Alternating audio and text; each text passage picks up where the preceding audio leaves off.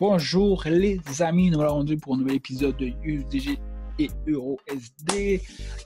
Comme vous le savez, ce sont les élections en ce moment, presque tout le monde qui se passe et c'est chaud avec Biden et Trump. Alors, c'est un peu ça pourquoi que le marché US est en train de tomber. Qu'est-ce qu'on va faire aujourd'hui? Comme je fais à chaque fois, je fais justement des analyses sur EURUSD et USD. Je dis ce que j'en pense et un peu mes prédictions. Je mets des prédictions. Alors, si vous voulez savoir ce qui va se passer un peu dans les prochains jours et dans la semaine prochaine, restez à l'affût. Je suis là pour vous aider. Si jamais vous ne connaissez pas la page, je suis ici vraiment pour aider les gens à apprendre le Forex et à devenir de meilleurs traders. Alors, donnez un petit like à la page pour aider la communauté, pour qu'il y ait plus de gens comme vous qui puissent voir justement cette vidéo, qu'on puisse aider le max de gens. Alors, merci beaucoup pour ça. Mais avant de continuer, on va... Damn.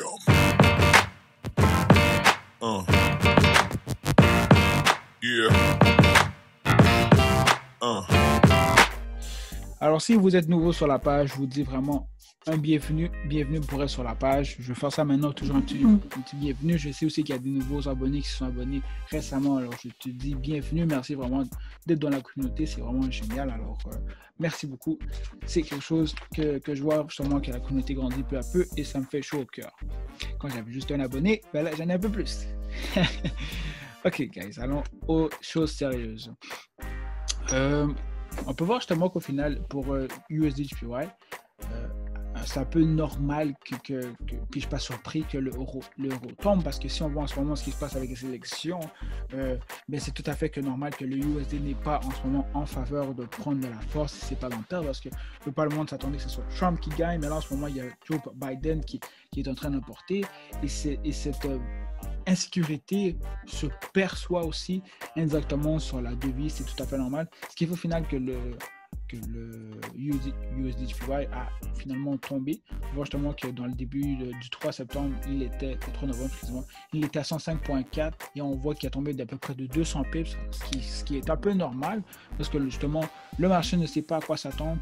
Le marché est encore indécis. Alors, ce sera vraiment important d'attendre vraiment les élections, la fin des élections, justement, ce qui va se passer. Mais si, par exemple, on voit vraiment maintenant avec... le moment où quand je commence à être un peu perdu, je dis un peu perdu, je ne me retrouve plus dans les graphiques. Ce que je me base le plus après ça, c'est le support résistance.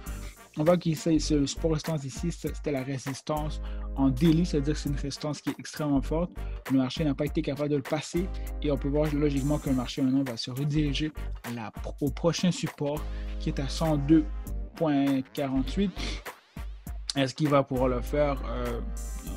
Si exemple Joe Biden, ben encore là, comme je vous dis, je peux pas trop parler parce que il y a beaucoup d'incertitudes, mais si on va vraiment avec le market structure et comment c'est fait, ben, on pourrait dire que logiquement le marché va soit exemple venir retester, toucher le support ici et par la suite qui s'est monté, ou finalement le marché va simplement maintenant créer une nouvelle descente et aller retester une nouvelle support, ce qui va faire vraiment que la structure précédente qui était justement dans ce support-là va vraiment être brisé après 2 ans.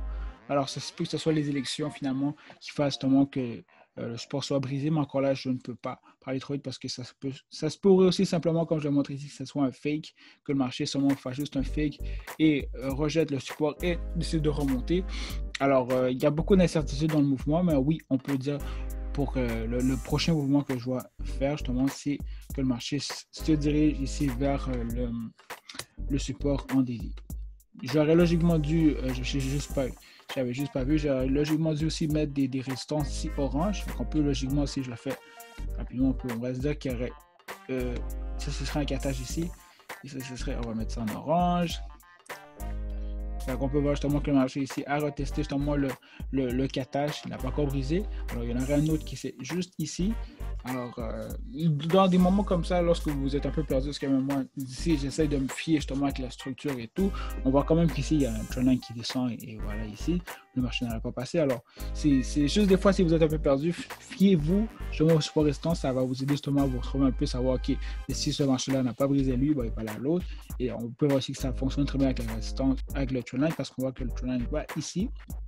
Le marché irait logiquement retester la zone, le bottom ici pour ça remonter et continuer si c'est pas qu'il brise justement le trendline. Alors, c'est à suivre pour USDJPY cette semaine. Je peux pas trop parler parce que le marché est très indécis. Normal, les élections, c'est toujours de la volatilité, mais c'est une première fois que ça dure aussi longtemps, mais c'est normal avec le COVID et avec justement le fait que les gens envoient par le mail, par la boîte aux lettres, justement leur vote. Ça fait qu'il y a un délai plus long. C'est plus comme auparavant que c'est simplement que vous écrivez sur un papier, on le prenait, on l'envoyait et les élections étaient faites en l'espace de 48 heures. Maintenant, à cause de ça, ça fait que justement les élections sont plus longues. Alors, il faut comprendre pourquoi le marché est volatile. Par la suite, ici, on voit très bien que la même chose, comme je disais tantôt avec USDJPY. Pour EURUSD, on voit justement que l'euro a pris de la valeur justement à cause que l'US est justement dans cette volatilité des élections. Alors, logiquement, les investisseurs et les traders et les banques et whatever sont dans cette insécurité de savoir est-ce que c'est Biden, est-ce que c'est Trump, et cette insécurité fait justement que le marché malheureusement perd de la valeur. Et fait que justement le US a pris de la valeur.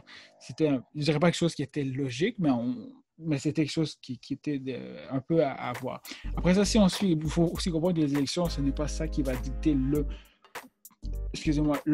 marché. Si le marché était déjà en uptrend, ça va supposément suivre, sauf si le marché le brise la structure. Dans ce cas ici, on peut voir que le marché, j'ai déjà fait mes affaires, le marché a créé maintenant un double bottom ici. Ça, c'est ce qu'on appelle un double bottom. Le marché a retesté une deuxième fois et très fortement le 38.20. Le marché ne l'a pas passé pour une deuxième fois. Alors, qu'est-ce que ça fait? C'est qu'on a créé une nouvelle zone de support ici. Et cette zone de support, on va la mettre à peu près. Je switch ça ici. Cette zone de support qui est maintenant ici.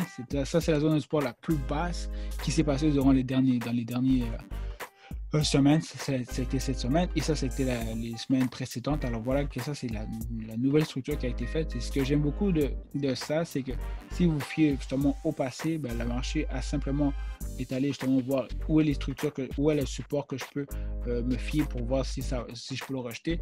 Ici, ça n'a pas marché, ici, ça n'a pas marché, ici, ça n'a pas marché. Et finalement, le marché a retesté le previous lowest bottom qui était justement ici à 1.16.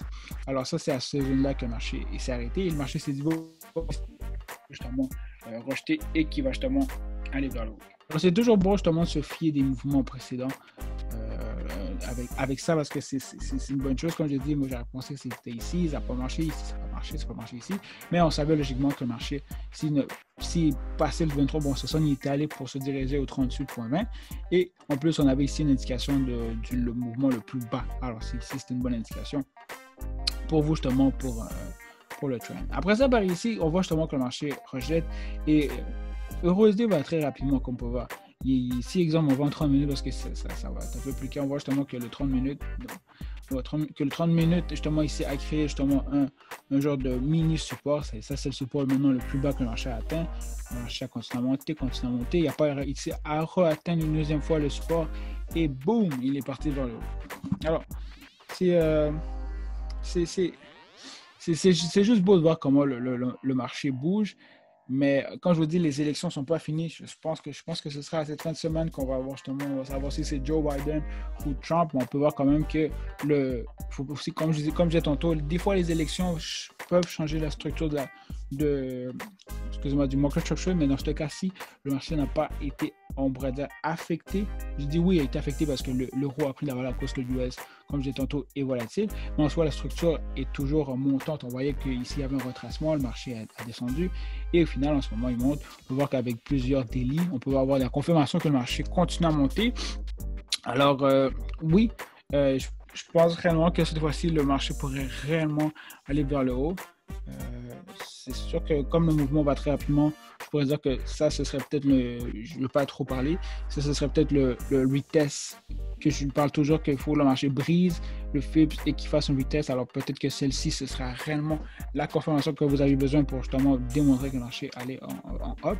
Et on voit pareil ici on voit ici un daily, ici il y a eu une wick très forte qui a justement démontré que le marché n'allait pas aller par là et que c'était fini, exemple, pour les sellers. Ici on a une grosse candle en daily qui a été formée. Et parce qu'aujourd'hui, on a une candle ici qui a tout plus qui a été formée. Alors, je pense que réellement, quand cette candle-là va fermer, on aura réellement, si on va en délit, ben voilà, on aura réellement la confirmation que le marché a fini ce retracement parce qu'on peut voir que dans ce cas-là ici, il y a eu une grosse candle qui est tombée. Et voilà, ici, on s'attendait justement que le marché monte, mais non, c'est la semaine d'après, le marché a tombé. Et ce qu'on voit ici, ce qui est intéressant, c'est que le marché va rentrer presque à la même place, mais en ce moment, il va ressortir un peu plus haut.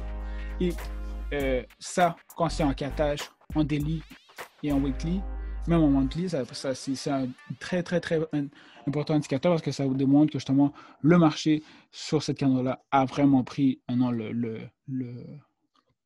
comment dire, après vraiment l'assaut a vraiment pris maintenant on pourrait dire comme en majorité buy parce que ce weekly là a comme qui dirait mangé le previous candle parce qu'on peut voir justement qu'il y a plus maintenant de buyer que de seller. En plus on est en weekly c'est pas une petite candle qu'on peut prendre comme ça.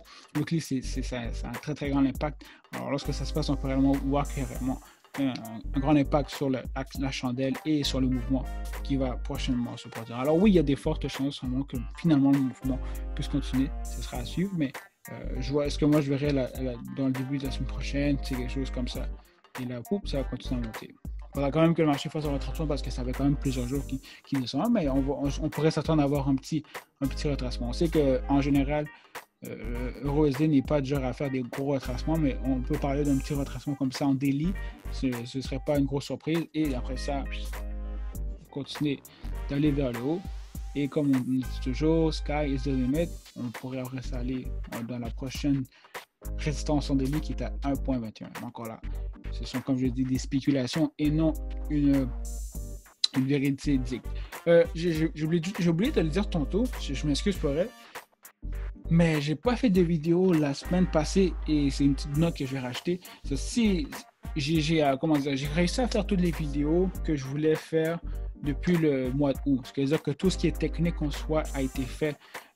J'ai fait tous les indicateurs, tout ce qui est les techniques, la market structure, tout ce qui est vraiment technique, je l'ai fait. En ce moment, ce qui me reste, exemple, comme vidéo à faire, c'est des vidéos de part 2, part 3, des vidéos psychologiques. Alors, je vais être moins attardé, exemple, à mettre vraiment mon énergie. Ça ne veut pas dire que je ne vais pas en faire, mais si, exemple, réellement, une fin de semaine, malheureusement, je ne peux pas, mais je vais devoir réellement juste le laisser de côté et juste me concentrer sur les vidéos d'analyse comme en ce moment. Les vidéos d'analyse, ça, c'est clair, je vais le faire. Mais, ouais, alors, ça se peut que des fois, ça arrive qu'il n'y ait pas de vidéo, ça sera occasionnel, mais mon but, c'est toujours d'en faire 3 par semaine, mais si réellement je peux pas, c'est pas quelque chose, soyez pas surpris, mais comme je vous dis, j'ai vraiment fait, ma première mission était vraiment de faire toutes les vidéos techniques, ça c'est fait, je suis content. Maintenant, je vais quand même continuer à vous aider au travers du Forex parce que je sais que mes vidéos aident quand même des gens, mais quand je vous dis, s'il y a une fin de semaine que malheureusement je peux pas, ben là, je vais mettre comme une pause, c'est juste le dimanche. Alors, ouais, c'est ça.